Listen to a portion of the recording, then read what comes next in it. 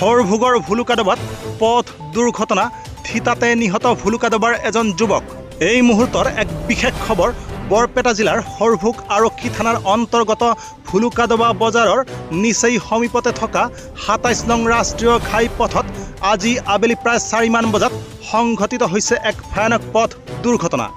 এই পথ দুৰ্ঘটনাত নিহত হৈছে ভুলুকাডবা উত্তৰ পাৰৰ প্ৰায় ২৫ বছৰীয়া যুৱক দীপজ্যোতি দাস। প্ৰত্যক্ষদৰ্শীৰ ভাষ্য অনুসৰি আজি আবেলি প্ৰায় ৪ মান বজাত ভুলুকাডবা উত্তৰ পাৰৰ বিশ্বদীপ দাসৰ পুত্ৰ দীপজ্যোতি দাসে খোজকাঢ়ি ২৭ নং ৰাষ্ট্ৰীয় ঘাইপথ পাৰ হ'বলৈ লওঁতেই এখন অচিনাক্ত বাহনে দীপজ্যোতিক খুন্দিয়াই থৈ যায় আৰু ফলত থিতাতেই নিহত হয় দীপজ্যোতি। ইতিমধ্যেই হৰভোগ আৰক্ষী থানাৰ আৰক্ষী আহি ঘটনাস্থলীত উপস্থিত হৈ প্ৰাথমিক তদন্তৰ অন্তত হৰভোগ আৰক্ষী থানালৈ লৈ যায় দীপজ্যোতিৰ মৃতদেহটো। অৱশ্যে দীপজ্যোতিৰ মৃত্যু এক দুৰ্ঘটনা হৈ আত্মহত্যা হ'ব পাৰে বুলি সন্দেহ প্ৰকাশ কৰিছে দীপজ্যোতিৰ মমায়েকে। মোৰ ভাগিন হয়, কিবা ৰাতিপুৱাৰ পৰা তাৰমানে কি মনটো ডাউন কৰি আছিল আৰু নিজে গলত অলপ কাটিও লৈছিল। অলপ আগতে মোৰ ঘৰত দিছিলে, যাৱাৰ পিছত আহি কিবা নিজে ইয়াতে বহি আছিল। বহি ইয়াত নিজে চুইচাইড হ'ল না তাকে খুন্দাই গেল এইটো মানে আমি ধৰবা নললো। আমাৰ এইখিনি হৰভোগ ভুলুকাডবা বুলি কয়।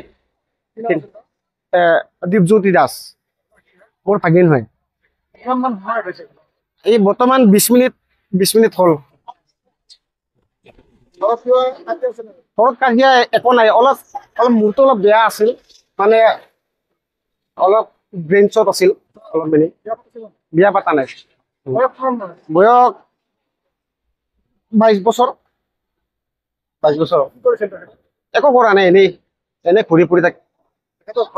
ঘৰ সেই উত্তৰপাৰা বুলি কয় আমাৰ ভুলুকাডবা উত্তৰপাৰা।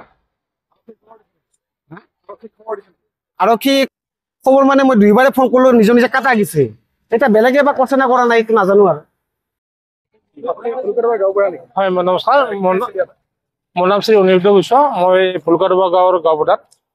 আচলতে আমিতো দেখা নাই, মানে আমি অকস্মাত খবৰ পালোঁ যে এনে কথা, মোক ফোন কৰি জনালে যে এনে কথা আমাৰ দীপজ্যোতি দাস নামৰ ল'ৰাজনক মানে গাড়ীয়ে চেপি থৈ গৈছে। কিন্তু কি গাড়ী চেপিছে মই জানিব পৰা নাই। আহিটো দেখা পালোঁ, হয় আমাৰ গাঁৱৰে দেউতাক। তেওঁ ল'ৰাজনৰ নাম দীপজ্যোতি দাস, বয়স ২৫-২৬ এনেকুৱা বয়সৰ হ'ব। বিশ্বদেৱ দাস। দেউতাকে এনে মেস্ত্ৰী কাম কৰিছিল আগত, এতিয়া তেওঁ অসুস্থ হৈয়ে আছে। ভৰি হাত ভাঙি সেনেকে ভৰি ভাঙি অসুস্থ হৈ আছে। আৰু আমাৰ গাঁৱৰে ৰেল লাইন পাৰে উত্তৰপাৰা বুলি কয়, ৰেল লাইনৰ ওচৰতে ঘৰ।